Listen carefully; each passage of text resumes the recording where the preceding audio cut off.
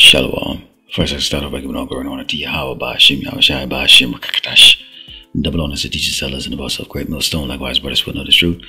Fifthly, fearlessly feeding the sheep, and two brothers and sisters tuning in. Shalom. Today's lesson's title: Who would pity a charmer bitten by a serpent?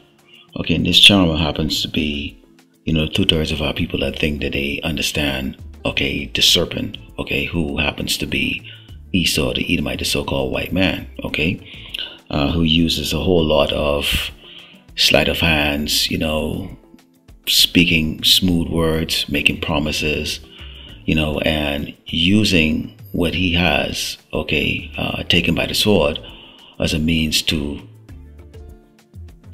get Jakes, to fall into all his snares and his traps. Now, I'm going to show you a short clip today, and of course, we're going to go into the scriptures in regards to what happened to this young Jake in this video that you're going to see here. But let's go into the book of Ecclesiastes 12, starting where standard reads, "Never trust thine enemy, for like as iron rusted, so is his wickedness. Though he humble himself and go crouching, yet take good heed and beware of him, and thou shalt be unto him as if thou hadst wiped a looking glass, and thou shalt know that his rust had not been altogether wiped away." So of course we know Esau uses the strategy of getting you to drop your guard, to trust into him, and this is the reason why he tries to come in that spirit of, we have, similarities, we can, do things together, but at the end of the day, despite all of his promises, despite the fact that he come to you in a humble spirit, a worldly humble spirit that is, he cannot be trusted, and Jake just don't seem to learn. Take a look at this. Tonight we have a story that will puzzle some and spark fury in others. Yeah, especially during a time of being kind and thinking about others.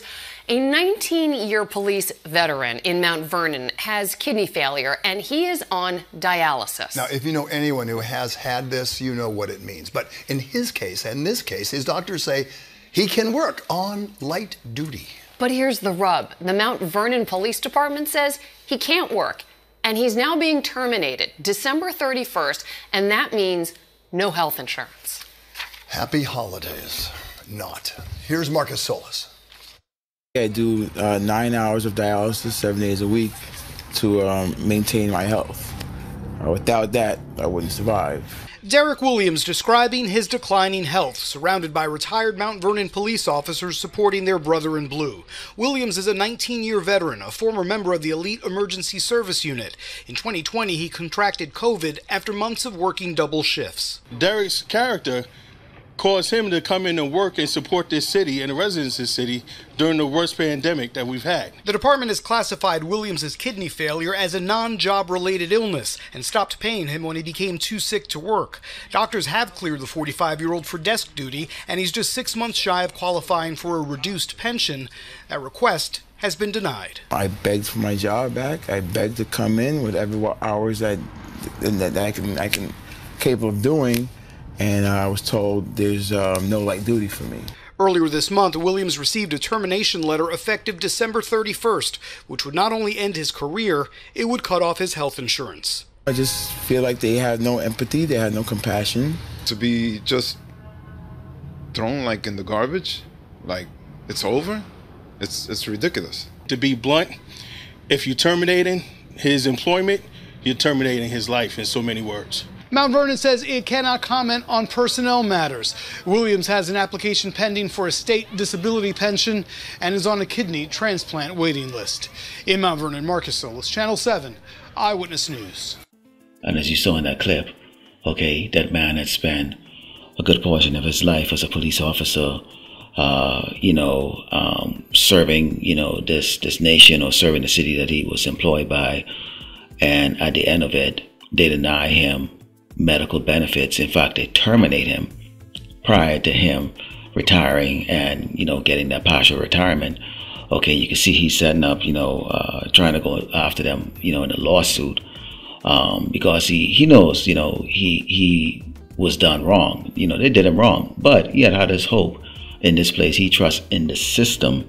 And this is something that is a common thing to Jake. Let's go into the book of 1 John 2, starting with verse 15, it reads, love not the world, neither the things that are in the world. If any man love the world, the love of the Father is not in him. Now, of course, we have to pay our bills, and stuff like that.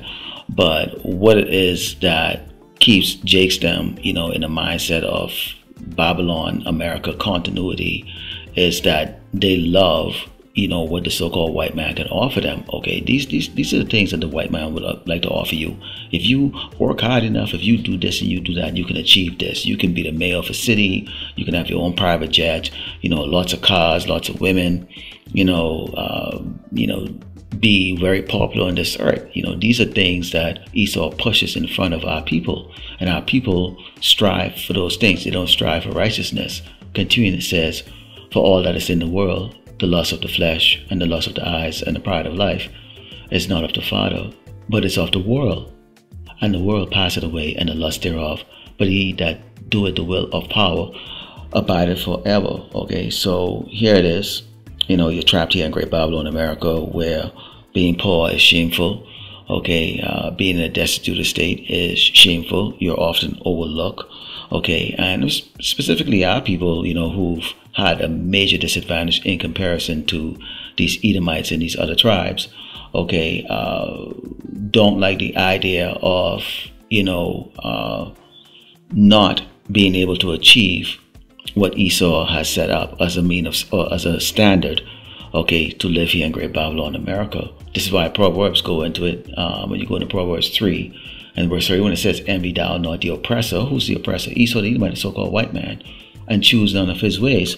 Okay, and we see what happens when Jake do get the airplanes and the women and the cars and the big mansions and the popularity, okay, that Esau promises you if you worship him. Okay, what comes out? And well, right now we're looking at a P. Diddy case. Okay, we thought that it was his music talent and the fact that he managed Jake's that made him all that money, but as we can see here, there was a sacrifice. Okay, he is a charmer that was bitten by the serpent, and right now he's serving a lot of time in there at the serpent's prison system. Okay, let's go into the book of Luke 9 and start at verse 22, because this is really what we're all about. Okay, this is what the men of the Lord are all about. It says, saying, the Son of Man must suffer many things and be rejected of the elders and chief priests and scribes, and be slain, and be raised the third day. And he said to them all, if any man will come after me, this is the Mashiach speaking here, who the word when he called Jesus, let him deny himself and take up his cross daily and follow me. Okay, so this Jake isn't gonna, who has been denied, he's suffering from kidney failure. Basically now he's on the list for to get a kidney replacement, which any of those kidney replacement, they're going to go to the more wealthier people or go to the Edomites first. Okay, and there's also a blood type, compatibility. There's a whole lot of things that goes into it, and they said to him, what? We don't think that this was job related. Basically they screwed Jake over, man. Okay, they screwed him over. It says, for whosoever will save his life shall lose it, but whosoever will lose his life for my sake, the same shall save it. So Jake is not thinking about being a servant of the Mashiach. He's not looking at this as maybe this could be a judgment. Maybe he needs to rethink, the things that he's been doing in his life. No, he's looking towards the master, the oppressor, and saying, I serve you well. You promised me all these things if I worship you. Why aren't you fulfilling your promises? Because he doesn't know that the oppressor is his enemy, Esau, the Edomite, the so-called white man. It says, for what is a man advantage if he gain the whole world and lose himself or be cast away? So all of this ain't gonna mean anything, okay? Especially if you're a Hebrew Israelite, okay? So-called blacks and Americans and Latinos and Hispanics, okay? It's not gonna mean anything because we have a different heritage from the heathen nations. We have a different heritage, okay? It's coming, okay? Right now we in that state of being low, okay? But we're going to be risen up into the glorious state that we're supposed to be in.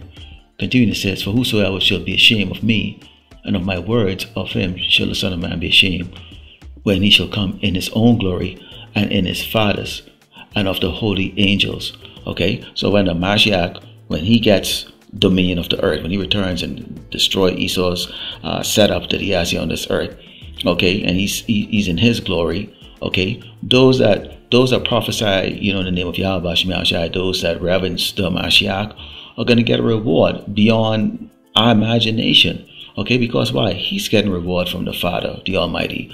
All right, Yahweh. So this is what our inheritance is about. It's in a glorious state that's incomprehensible to the mere mortals that's on this earth. Okay, what Esau is offering you is going to be considered like shit.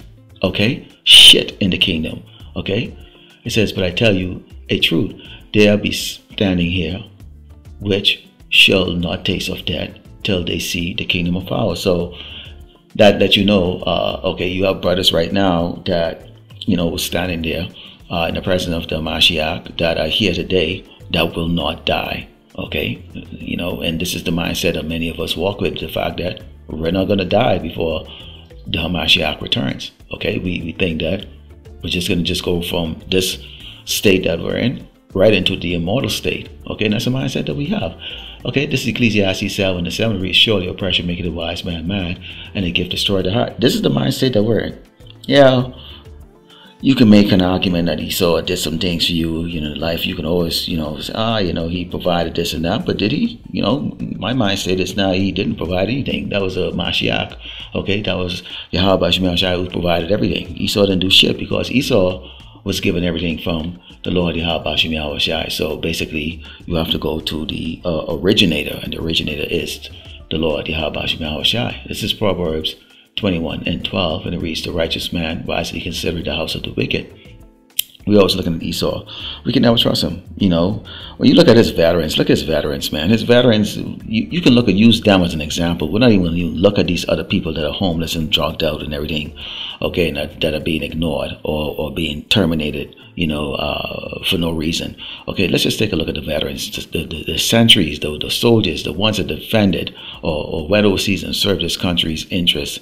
And now what? Look at them, all homeless. Okay, he didn't even take care of them. So come on, Jake, you really believe that you meant something to Esau because you served 21 years or almost 20 years in the police force? See, they shit on you, and we see this happen even in to this man's military today, that they're doing this. It says, but power overthrow the wicked for their wickedness, and this is what we're waiting on. We're waiting for Yahweh to return to overthrow this man. That's what we desire. Let's close with the book of Psalms 146, and verse 3 reads, put not your trust in princes, nor in the Son of Man, in whom there is no help. There is no help from Esau. Okay, there's only help from Yahweh Shema Shai. No help from Esau, so don't put your trust in this man, ever. So this has been Who Would Pity a Charmer Bitten by a Serpent? Jake, y'all need to learn. Lord willing, the lack of satisfied, that goes away giving all great honor to Yahweh Shema Shai Bashem Rakakadash Shalom.